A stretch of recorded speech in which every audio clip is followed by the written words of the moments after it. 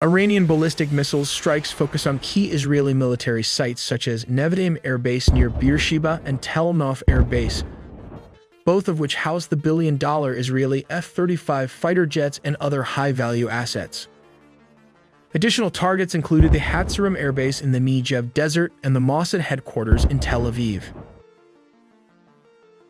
This is the Fatah hypersonic missile and the Shahab-3, and we'll look into the details why the Arrow missile failed to intercept the Iranian glide vehicles all in the video ahead. The US traced the launch location to a valley south of the Iranian city of Shiraz. Iran has launched its largest ever attack on Israel, firing 180 ballistic missiles. These missiles traveled more than 1,000 miles from this valley to reach Israel's most populated city and military sites. Iran used variants of the Shahab-3 ballistic missile in its latest attack on Israel. The Shahab-3 is the foundation for all of Iran's medium-range ballistic missiles and uses liquid propellant. It can carry a warhead weighing between 760 and 1,200 kilograms, which translates to 1,675 and 2,645 pounds. How it works. Step 1. The missile is positioned at a 90-degree angle and then fired. Step 2. The ballistic missile's trajectory takes it outside or near the edge of Earth's atmosphere. Step 3. The warhead payload separates from the rocket that carried it aloft and re-enters the atmosphere, descending towards its target. Step 4. The missile can carry a single or multiple warheads, depending on the variant.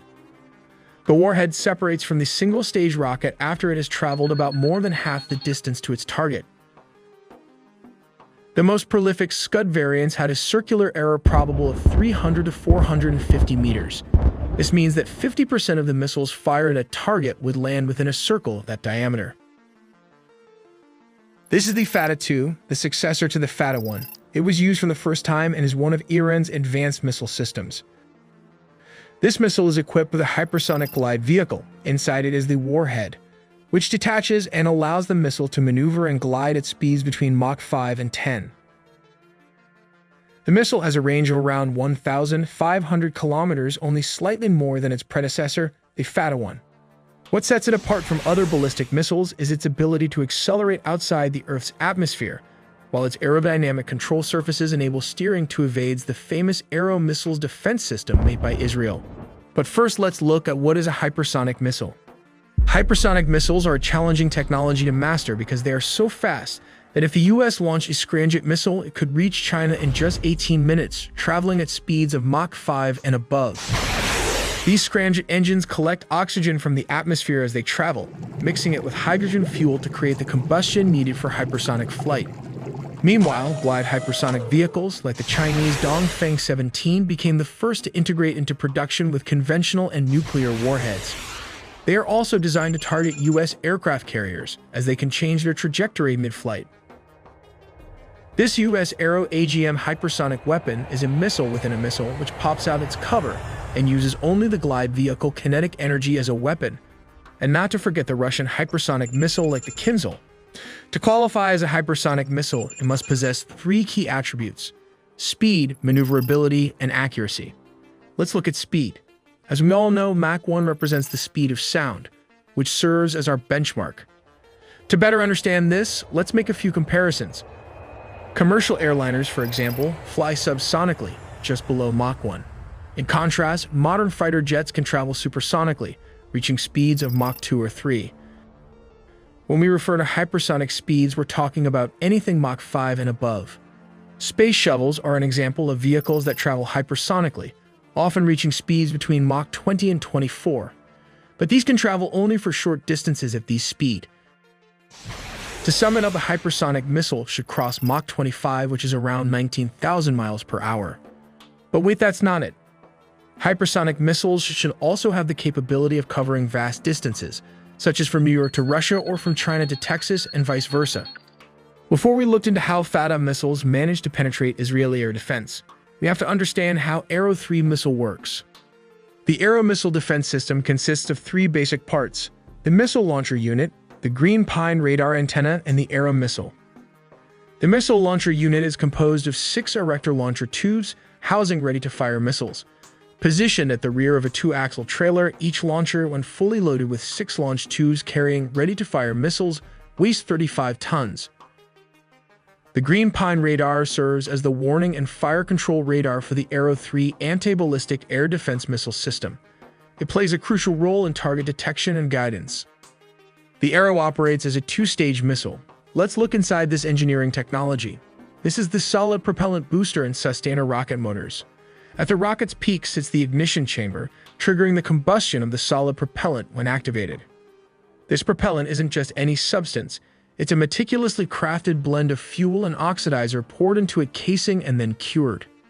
Encasing this blend is a protective shell called the motor case. At the core of the rocket lies the propellant burning zone. Here, the solid fuel and oxidizer react, producing incredibly high-temperature combustion gases, which helps to launch the rocket at incredible speed above the Earth's surface. Moving further to the front, the most important part of the missile is the kill vehicle, which can be divided into 3 basic parts. The second stage is the propulsion system with a thrust vectoring nozzle. Just above it is the warhead, a directed high-explosive fragmentation weighing 150 kilograms, which translates to 330 pounds. The third stage is the seeker, capable of pivoting itself to track its target. But what's the big deal about this long-range anti-ballistic missile system? Let's start with the propulsion system. The famous THAAD, Terminal High Altitude Area Defense, uses a divert attitude control thrusters. In comparison to the Arrow 3 kill vehicle, which utilizes a thrust vectoring nozzle with a solid fuel rocket, it has a shorter and more limited burn time. It has a few advantages, one of them being the ability to compensate for a lack of radar accuracy. When the radar sends the interceptor to an inaccurate target location, the Arrow 3 kill vehicle can adjust its trajectory. Since intercontinental ballistic missiles travel at very high speeds, the kill vehicle must change its trajectory based on newer, more accurate radar data from its seeker. A failure to fully divert the course to the new target would result in a failure to intercept. Now let's take a look how the Israeli defense system works.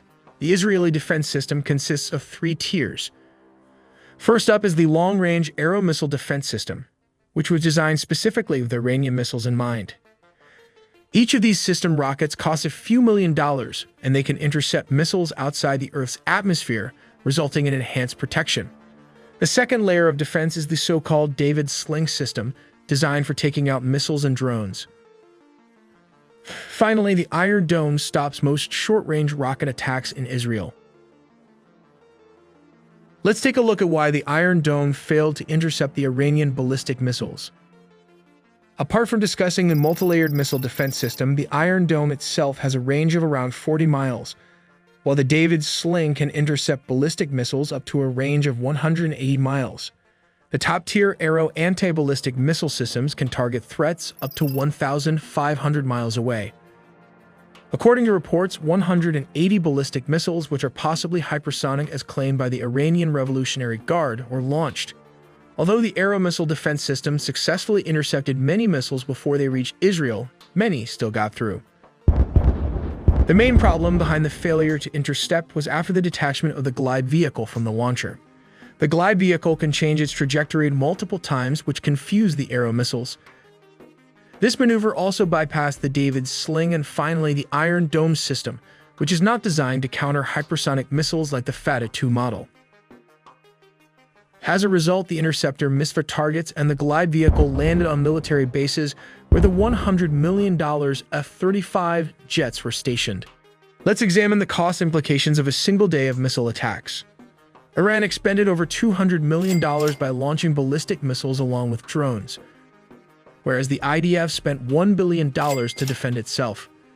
This includes the Arrow missile, which costs around $2.5 million. The David Sling costs around $1 million to produce, while the Iron Dome costs around $20,000 to $100,000 for a single missile, depending on inflation.